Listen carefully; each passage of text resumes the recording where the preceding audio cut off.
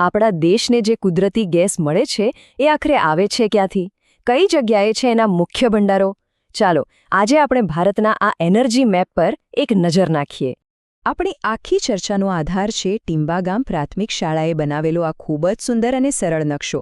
જુઓ તો ખરા, કેટલો સરસ કામ છે. આનાથી આપણી સફર એકદમ આસાન થઈ જશે. તો ચાલો આપણી સફર શરૂ કરીએ ભારતના પૂર્વોત્તર ભાગથી.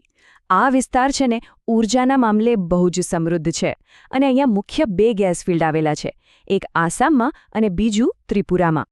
તો પૂર્વોત્તરમાં આ 2 મુખ્ય જગ્યાઓ છે. એક છે આસામ ગેસ ફિલ્ડ, જે તો ભારતનું બહુ જ જૂનું અને કહી શકાય કે ઐતિહાસિક ગેસ ફિલ્ડ છે, અને બીજું છે ત્રિપુરાનું ગેસ ફિલ્ડ, જે પણ આ વિસ્તાર માટે કુદરતી ગેસનો એક મોટો સોર્સ છે.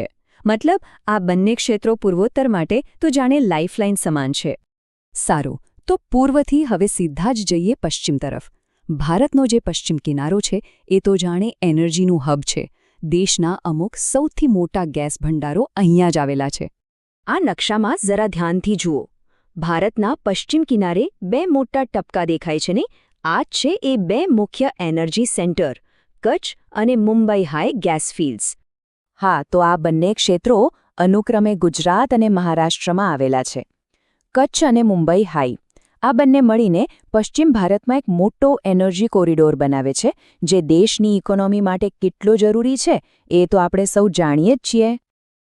ચાલો હવે આપણે દેશના દક્ષિણ ભાગ તરફ આગળ વધીએ.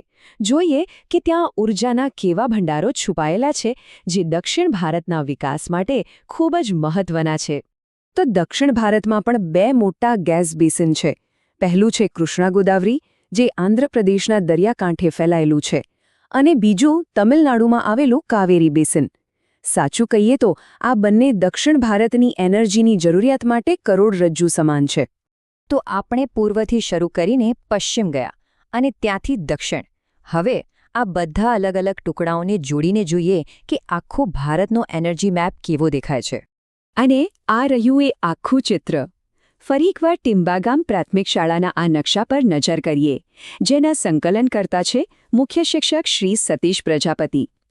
જો આ એક જ નકશામાં ભારતના 5 મુખ્ય ગેસ પ્રદેશો કેટલા સ્પષ્ટ રીતે દેખાય છે. ખરેખર ભણવા માટે આ એકદમ પરફેક્ટ સાધન છે. તો ચાલો ફટાફટ એકવાર રિવાઇન્ડ કરી લઈએ. 5 મુખ્ય ગેસ ક્ષેત્રો કયા? આસામ, ત્રિપુરા, કચ્છ અને મુંબઈ હાઈ, કૃષ્ણા ગોદાવરી અને છેલ્લે કાવેરી બેસિન. બસ આ જ છે આપણા દેશના એનર્જી મેપના મુખ્ય પિલર.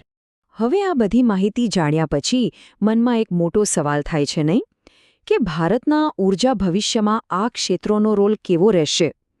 આ એક એવો સવાલ છે જે સીધો દેશના વિકાસ, પર્યાવરણ અને આપણી એનર્જી સિક્યોરિટી સાથે જોડાયેલો છે, અને એટલે જ આના પર વિચારવું ખૂબ જ જરૂરી બની જાય છે.